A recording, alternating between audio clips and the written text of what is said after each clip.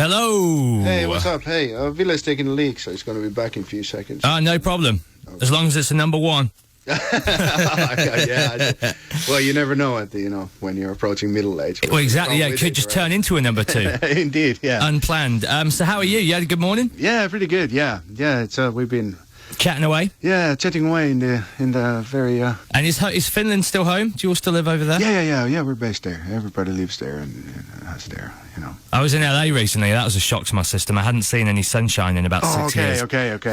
Yeah. It's like t-shirt weather even in winter. Yeah, no, now he's back. Okay. He has relieved himself. Yes, that was a quick one. Was it satisfactory? I feel so relieved, not mentally, but physically. Oh, okay. Yes. Yeah. Hello there, sorry for the... How are you, fellas? Right, we've got both of you now. We're in.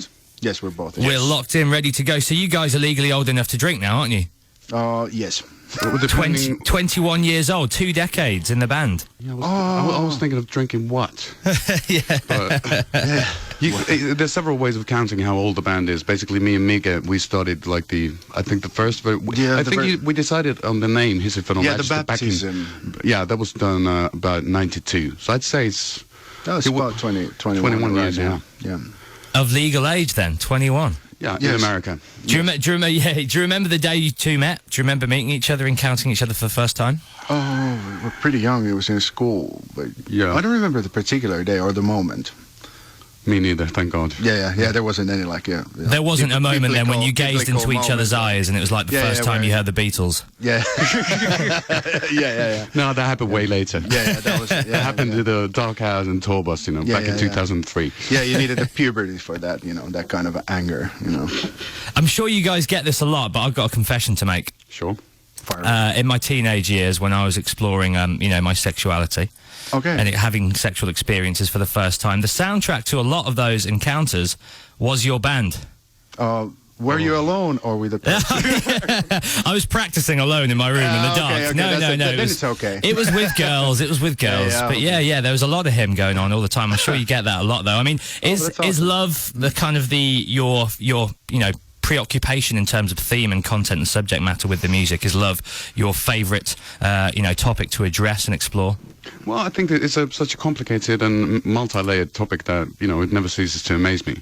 Everything that love means. I think the Eskimos, they've got, 32 words for snow, and I think that we should have as many, at least as many for love. It's just such a complicated thing, It feels that, there's so many things hiding behind that one word that it never ceases to amaze me. I'm not a political person, I'm not religious, really, so that doesn't leave me much choice when it comes to songwriting.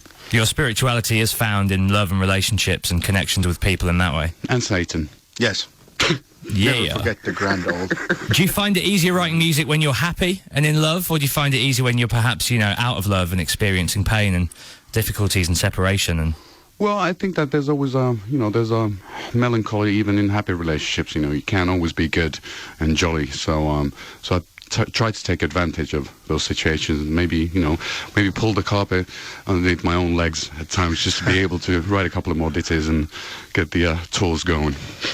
And how do you go about the music and the lyrics? Does one come before the other, or do they both kind of flow organically in time with each other when writing? It's always different. I think that makes it interesting, at least for me. So it's always there's always a surprise element, and a lot of times I get the skeletal acoustic idea for a song, the chord structure, and then the melodies together. But that's not the right time to write the lyrics, really, because then we need to put the meat on the bones, and that's when the band comes in with the fuzzy guitars. And then when we have the whole kind of idea how the song's going to sound, I think that dictates how weepy and soppy and wimpy I can be with the lyrics. I just watched Sound City last night for the first time, the new Dave Grohl documentary. Have you guys seen it? Have you had the chance? I just watched it about a week ago, yeah. It's great, isn't it? It's fairly, it's not a great movie, a film, but the subject and the story and I didn't realise how many albums were made in those studios. Dio and Rick Springfield. And I mean, where do you guys rehearse and record? Do you find the surroundings to be an important factor in writing? Of course, well, not necessarily writing, but recording, definitely. That was one of the reasons, for example, that we recorded, was it Razorblade Romance, recorded in Rockfield in Wales. There's a classic studio where Queen did their stuff. Yes, I know Black the one, Sabbath yeah. And Fields of Nephilim and all sorts of bands we adore. So it does hold a significance. The latest one, Tears and Tape, we recorded back home in Helsinki. In Finnvox Studios. Which is something quite legendary in that point. It's something between Twin Peaks and maybe Fawlty Towers. So it's very impressive location. Yeah. Are you guys big David Lynch fans? I know that you covered Wicked Game. Of course, Chris Isaak was in the Twin Peaks series, and his song features in Wild at Heart. Do you draw influence? And I know, obviously, Ville, you've got a Klaus Kinski tattoo. I was reading, which is amazing. He's one of my favourite actors ever. Oh wow. Do you draw on cinema and other art forms as well when writing your music? Well, I think that everything should be an influence. It should be the pop talk, and then like reading in-depth biographies on Austin Osman Spare. It can be a combination. It doesn't have to be one or the other. It can be the mundane meeting the celestial. There's a lot of snake imagery on the new album, Tears on Tape. Well, on the physical format, right? Yeah. It's also a metaphor for many things. It's wisdom and, of course, phallus, if you like, and it's a very strong totem. Would you guys ever own a snake as a pet? No, yes, I would. But I thought that we'd leave Alice Cooper to that. Yeah. Oh, okay. Yes. He's good with constrictors. Yeah. I wonder what's the name of his snake. Because I can't figure out whether I find them sexy or scary. They kind of walk that line of danger and. Have you ever held one? I've been part of a large group who've held like a giant python. Yeah. So I wasn't anywhere near the face. It feels so funny though. It's odd that they don't feel. They feel like soft baby skin or something. They're so soft. Yeah, and I also like worms and maggots. Oh, good for you. Yeah. So you might be a snake yourself. Yeah, or a maggot. Or a maggot. That's not a euphemism either. So the new album is this album number 8 for you guys? Yeah. Tears on Tape. It's out at the end of April. Mm-hmm. And how many songs are on there? Have we got 10? Have we got 12? Oh, it's going to be 13 tracks altogether, but it's 9 songs proper, and then there's like intros and interludes, kind of in that 70s sort of Black Sabbath-y way, and we wanted to, for the first time, to have an intro we could use when on tour as well. So it starts off with this Dario Argento / John Carpenter type of horror movie vibe, and amazing. And also it's going to be released on as this fan pack edition, which has like bonuses, and I think the iTunes version is going to have some bonus videos, and so there's going to be different formats, and we can't wait for the vinyl, where the vinyl freaks of the band, and also hoping to get the whole thing released on tape. That would be lovely. Yeah, that would be very iconic. It makes sense, doesn't it? Tears on Tape. Yeah. Mm-hmm. I love cassettes, man. You mentioned Dario Argento there. I watched Suspiria again the other night. What's the band that he collaborates with? Is it Goblin? Goblin, yeah. What a fantastic score and soundtrack that is. Yeah. La la la la la la la. That's the thing. That's the stuff. We used to use actually that theme as the intro tape for us for years. We're huge fans, and actually we met. We were supposed to be meeting Dario perhaps 6 years ago, and we were talking about him directing a video for us, but unfortunately never happened. I think that we weren't able to give him enough money and blood. Yeah, indeed. There's always time. Is there a video online yet for All Lips Go Blue? Not yet. We're still yet to shoot it. I'm hoping that the whole thing would be done in about 2 or 3 weeks, and then it should be out. But at the same time, we're in a funny position that there's going to be different songs released as singles all over the world. So in some parts in northern Scandinavia, there's going to be a song called Into the Night is going to be released as a single. And then in Germany, they're going to release the title track.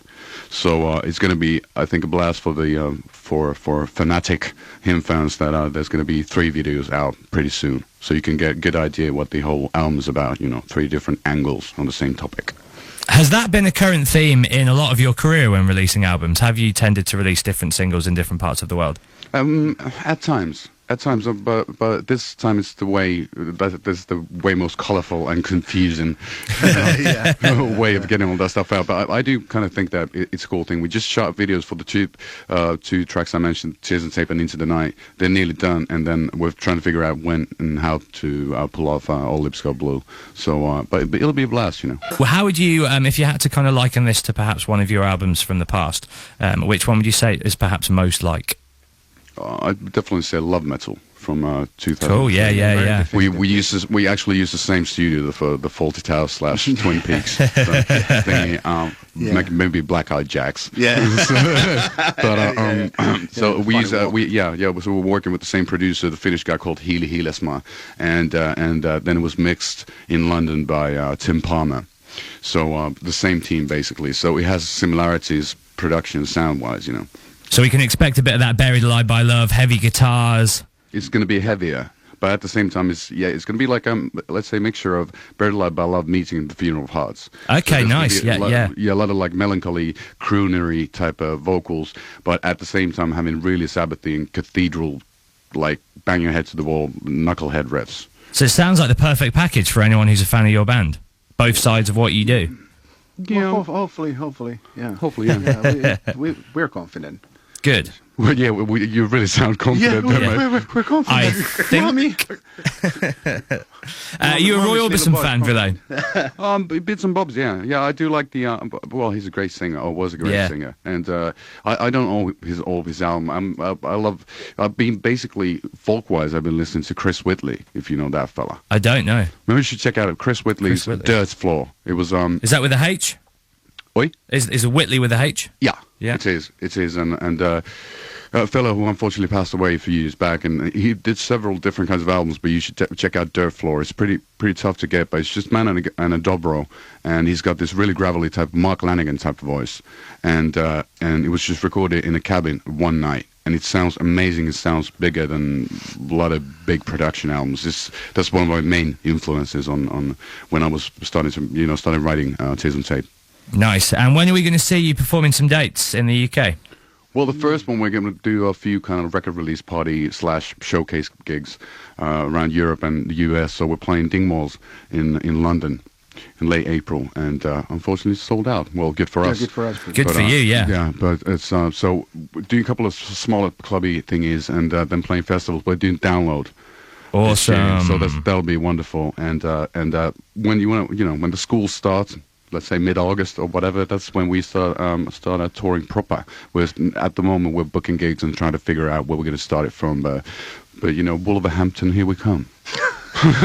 All right. Well, let's get full you of in if life. you've got time. Come and pop by the studios in Birmingham and say hello. We're going to play Brum, I'm sure. Yeah, if you'll have us. Yeah. Awesome. Of course we will. It'd be my pleasure. Well, listen, guys, thank you very much for your time. Thank you, sir. Thank you very It's much. an absolute pleasure. Can't wait for the album to come out. Tears on Tape, 29th of April, over here in the UK. And here's hoping we get a trilogy of movies unleashed onto the world on the same day soon as well. Yeah, Indeed. The Hobbit. Cheers, him. Thank you. Ta-ta. Ta-ta. I love that.